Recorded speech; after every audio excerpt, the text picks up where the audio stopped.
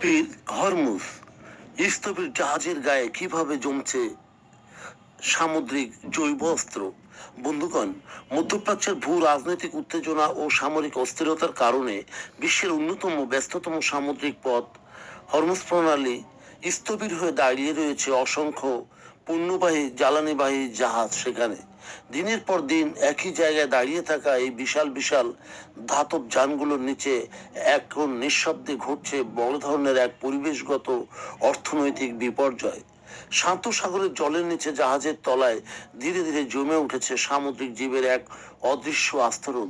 বিজ্ঞান যা বলছে সেটি নিয়ে বিশেষ সতর্কবার্তা দিচ্ছে। চলমান জাহাজগুলো যখন স্থির হয়ে পড়ে তখন তার তলদেশে হাল জন্ম নেয়। জটিল এক পরজীবী এই হাল বাস্তু সংস্থান, যাকে বৈজ্ঞানিক ভাষায় বলা হয় বায়ো ফাউলিং। জাহাজ স্থির থাকায় প্রথম কয়েকদিনের মধ্যেই ব্যাকটেরিয়া, ক্ষুদ্র শৈবাল এবং এককোষী জীব জাহাজের গায়ে একটি পিচ্ছিল মাইক্রোফিল্ম বা আস্তরণ তৈরি করে। এই পিচ্ছিল স্তরের উপর ভর করে পরবর্তীতে বার্নেকল, ঝিনুক, টিউবওয়ার্ম এবং সামুদ্রিক শৈবাল শক্ত আস্তরণ তৈরি করে গাঢ়ভাবে চেপে বসে। হরমুজ প্রণালীর উষ্ণতা ও লবণাক্ত পানি এই সামুদ্রিক জীবগুলোর বংশবৃদ্ধির জন্য একেবারেই আদর্শ। ফলে সাধারণ সাগরের তুলনায় এখানে জাহাজের গায়ে এই জৈব আস্তরণ দ্রুত ও আশঙ্কাজনক হারে জমছে। কেন এটাকে বলা হচ্ছে জৈব অস্ত্র? জাহাজের গায়ে জমে থাকা এই সামুদ্রিক জীবগুলো কেবল বাড়তি ওজন তৈরি করছে না, বরং এগুলো হয়ে উঠছে এক একটি পরিবেশগত ও বাণিজ্যিক হুমকি। একটি জাহাজ যখন হরমুজ থেকে ছাড়পত্র পেয়ে পৃথিবীর অন্য কোনো সাগরে বা বন্দরে নোঙর করবে, তখন এই গায়ে লেগে থাকা জীবগুলো সেই নতুন অঞ্চলের বাস্তুসংস্থানে ছড়িয়ে পড়বে।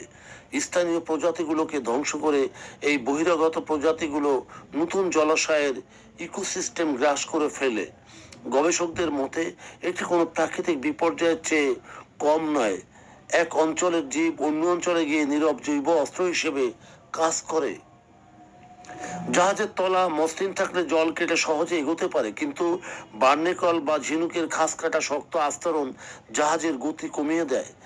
গবেষণায় দেখা গেছে সামুদ্রিক জীবের আস্তরণের কারণে জাহাজের জ্বালানি খরচ 30 থেকে 50% পর্যন্ত বৃদ্ধি পেতে পারে। এই জীবগুলো অ্যাসিড নিঃসরণ করে এবং তা জাহাজের ইস্পাতের বডি দ্রুত ক্ষয় করে দেয়, যার ফলে দীর্ঘমেয়াদী রক্ষণাবেক্ষণ খরচ কয়েক গুণ বেড়ে যায়। হরমুজ প্রণালীতে নিরাপত্তা বা সামরিক অচলাবস্থার কারণে কোনো জাহাজ যখন মাসের পর মাস আটকে থাকে, তখন শুধু সেই আন্তর্জাতিক সাপ্লাই চেইন ক্ষতিগ্রস্ত হচ্ছে না, বরং সাগরের নিচে এক বিশাল ড্রাই ডক সংকটের জন্ম হচ্ছে। এবং আটকে থাকা জাহাজগুলো মুক্ত হওয়ার পর সেগুলো সরাসরি কাজে লাগানো যাবে না। প্রথমে ড্রাই ডকে নিয়ে স্ক্র্যাপিং ও বিষাক্ত কেমিক্যাল বা অ্যান্টি ফাউলিং পেইন্ট দিয়ে তা পরিষ্কার করতে হবে, যা অত্যন্ত ব্যয়বহুল এবং সময় সাপেক্ষ। সবিশেষ হরমুজ প্রণালীর জলসীমানায় এই রাজনৈতিক ও সামরিক সংকট কেবল তেল বা বাণিজ্যের জন্য নয়, এটি সাগরের নিচের বাস্তুসংস্থান ও বৈশ্বিক শিপিং শিল্পের জন্যও এক বড় ধরনের বিপদ সংকেত। মানুষ তৈরি সংঘাতের এই খেসারত হিসেবে এখন নীরবে নিভৃতে জমে উঠেছে প্রকৃতির এই অদৃশ্য আস্তরণ